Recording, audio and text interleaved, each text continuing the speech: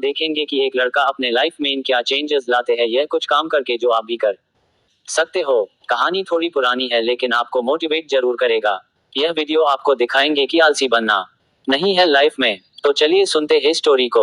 एक बहुत ही भोला भाला सा आलसी लड़का था। वह कोई काम नहीं करना चाहता था, बस खाना खाता, घूमता और सोते रहता था। एक दिन उसे किसी ने बताया कि एक आश्रम है जहाँ पर कुछ नहीं करना पड़ता है और हर दिन 2 समय का खाना और नाश्ता मिलता है, तुम वहां जा करके रहो। तो आलसी लड़के ने सोचा कि ये तो बहुत ही बढ़िया है और वह उस आश्रम में जाकर रहने को सोचा और फिर वह बोला भाला आलसी लड़का अपना सारा सांसारिक जीवन छोड़कर उस आश्रम में जाकर रहने लगा। आश्रम में गुरु जी रहते थे। वह कुछ समय सबको प्रवचन देते हैं। वह आलसी लड़का सुनता था, बाकी समय आराम करता था और फिर भरपेट खाना खाकर सो जाता था। ऐसे ही उस लड़के का दिन गुजरता गया। एक दिन उस आश्रम में कुछ भी नहीं बना। नाश्ते के समय नाश्ता नहीं मिला। उसने सोचा नाश्ता नहीं मिला, भोजन तो मिलेगा। अब भोजन के समय भी उसे भोजन नहीं मिला। लड़का दौड़ करके गुरु जी के पास गया और उसने पूछा कि आज भोजन क्यों नहीं बना। गुरु जी ने कहा कि बेटा आज एकादशी है और जितने भी आश्रम के सदस्य हैं उनका उपवास है और तुम्हारा भी आज उपवास है, आज भोजन नहीं बनेगा। वह लड़का आलसी था और उसे भूख भी बहुत लगता था। उसने गुरुजी से बोला कि मैं उपवास नहीं रहूंगा, मुझे भूख लगी है, मैं खाना खाऊंगा।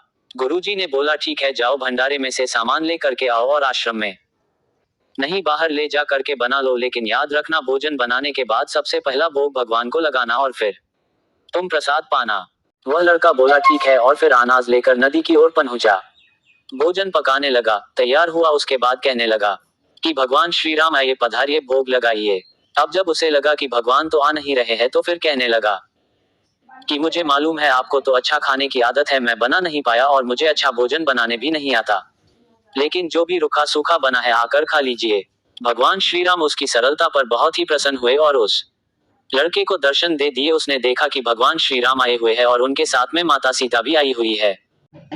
लेकिन लड़के ने सिर्फ 2 लोगों के लिए ही भोजन बनाया था, एक अपने लिए और दूसरा भगवान के लिए। और अब क्योंकि भगवान के साथ माता सीता भी आई हुई थी तो उसने उस भोजन को माता सीता और भगवान के सामने ग्रहण करने के लिए रख दिया। भगवान श्री राम और माता सीता ने भोजन किया और उसके बाद जब वह जाने लगे तो यह बोला लड़का बोला कि प्रभु आप आए, दर्शन दिए, बहुत अच्छा लगा, मुझे खाने को कुछ नहीं मिला, कोई बात नहीं, लेकिन आपसे एक विनती है कि अगली बार जब आप आएंगे तो कितने लोग आएंगे ये बता दीजिए ताकि मैं उतने लोगों के लिए भोजन बनाकर रखो। भगवान श्री राम मन ही मन मुस्कुराए और फिर चले गए। लड़का आश्रम गया, दिन बीतता गया और फिर एकादशी का दिन आया और इस बार उसने 3-4 लोगों के लिए अनाज लेकर के खाना बनाने के लिए नदी के किनारे पहुंचा और उसने बड़े प्रसन्नता से भोजन बनाया और इंतजार करने लगा कि प्रभु आइए और भोग लगाइए। इस बार लड़का देखता है कि भगवान श्री राम पूरा राम दरबार लेकर के आए हैं, जैसे माता सीता, लक्ष्मण, भरत, हनुमान जी और सभी लोग। लड़के ने 3-4 लोगों का भोजन बनाया था और इस बार भी भोजन कम पड़ गया। लड़के ने निराश होकर भोजन को प्रभु के आगे रख दिया। उन्होंने भोजन किया और फिर चले गए और इस बार भी लड़का फिर से भूखा रह गया। अब लड़का फिर आश्रम गया, दिन बीतता गया और फिर एकादशी का दिन आया और इस बार गुरुजी से कहने लगा कि गुरुजी मुझे इस बार थोड़ा ज्यादा अनाज चाहिए। गुरुजी सोचने लगे कि यह इतना सारा अनाज का करता क्या है, कहीं से बेचता तो नहीं है। फिर उन्होंने कहा कि ठीक है, भूख से परेशान रहता है। लड़के ने कहा कि नहीं गुरुजी, मैं भूख से परेशान नहीं, प्रभु के साथ बहुत लोग आते हैं, उनको भी तो भोजन करना पड़ता है।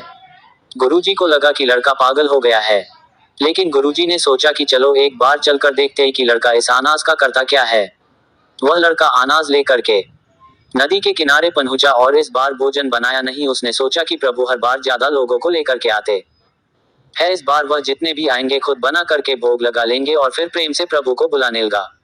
गुरुजी ये सब छुपकर देख रहे थे कि ये भोजन तो बनाया नहीं और प्रभु को बुला रहा है। लेकिन लड़के ने देखा कि इस बार प्रभु के साथ बहुत से लोग आए हुए हैं, तो उसने प्रभु के सामने हाथ जोड़ करके कहा कि प्रभु माफ करना, आप बहुत सारे लोग आते हो, मुझे संख्या पता नहीं होती है और मेरी हिम्मत भी नहीं होती है कि इतने सारे लोगों के लिए भोजन बनाओ। आप स्वयं आइए, बनाइए, खाइए और भोग लगाइए। प्रभु मुस्कुराते हैं और अपने साथ आए सभी लोगों के साथ मिल करके भोजन बनाते हैं। गुरुजी ये सब छुप करके देखते हैं और फिर लड़के के पास आकर के कहते हैं कि तुम ये कर क्या रहे हो। लड़का कहता है कि गुरुजी आपको दिख नहीं रहा है कि भगवान श्री राम पधार चुके हैं, माँ सीता आई हुई है, हनुमान जी आए हैं और भी सभी लोग आए हुए हैं, भोजन बन रहे हैं। गुरुजी ने बोला कि पागल हो गया है, मुझे तो कोई देख नहीं रहा है। लड़का गुस्सा हो गया और बोला, प्रभु आप ये क्या कर रहे हो?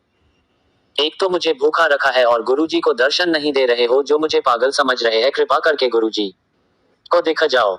भगवान बोले, नहीं मैं इन्हें नहीं देख सकता। लड़का बोला, क्यों नहीं देख सकते? मेरे गुरुजी तो बहुत महान है, बहुत बड़े ज्ञानी और ज्ञाता है। भगवान बोले, हाँ ज्ञानी और ज्ञाता होंगे, लेकिन तुम्हारी तरह सरल नहीं है।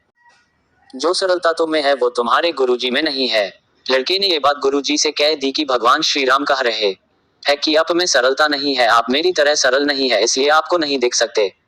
गुरुजी की आंखें नम हो गई और रोने लगे कि और बोले कि बिल्कुल सही कहा, मेरे अंदर तुम्हारे जितना सरलता नहीं है, और फिर माफी मांगने लगे। फिर भगवान ने गुरुजी को भी दर्शन दिए। ये कहानी हमें सिखाती है कि जीवन में सरलता सबसे आवश्यक है। जितने सरल बने रहेंगे उतना जीवन में आगे बढ़ते चले जाएंगे। जब आप सरल होते हैं, आप खुद भी मुस्कुराते हैं और दूसरों को भी मुस्कुराने की वजह देते हैं।